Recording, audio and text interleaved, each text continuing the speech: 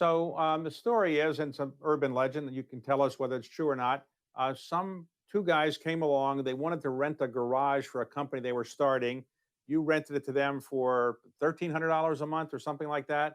And then is that right or not? 1,700. Yeah, Seventeen hundred 1,700. dollars a month. Okay. Yeah, try to get Um, that $400 in there. all right. So you got $1,700 a month. And did you think they were good bets? And did you think this company was going to go anywhere? Did you know what it was? This, of course, became Google. But did you know these guys before? And how did you happen to come to them, or they I came to you? Well, I knew Sergey socially beforehand, but I didn't really. He wasn't working on Google at the time. He was just a student, and yeah. Then they said they were going to build this search engine. I was like, okay, whatever. And there was already all these other search engines, and they were Inktomi at the time was worth $20 billion. And so you have these two students saying, "Can I rent your house?" And I want to build a service, and it's going to compete with Inktomi.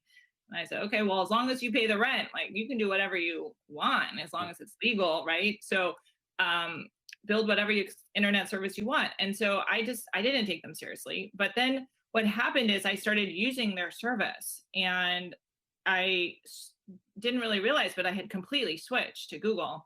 And then there was one moment where I was trying to do my job, and it actually was down because it wasn't really a really reliable service at that point. And I realized, wow, it's so much better. I can't get my work done. And that's when the light bulb really went off. And I said, if this service is helping me do my job better, then that's actually going to be something really valuable.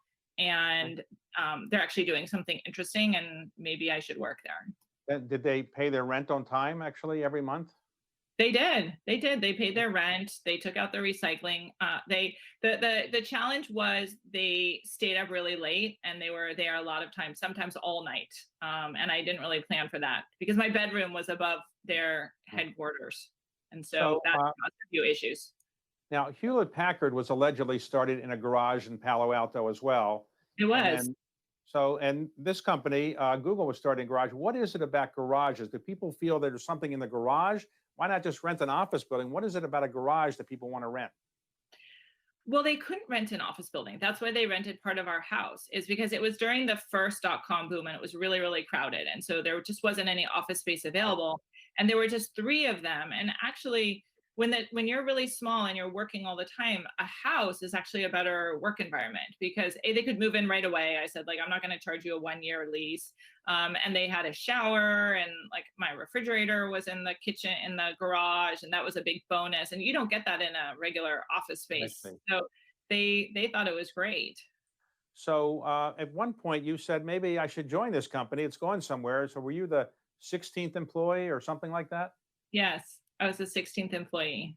All right. So is a But if I had joined a day earlier, I would have been the 12th or something. So the 16th employee, do you get do they say we want a discount on the rent now, or do they stop renting from you, or were you an employee when they're renting, or?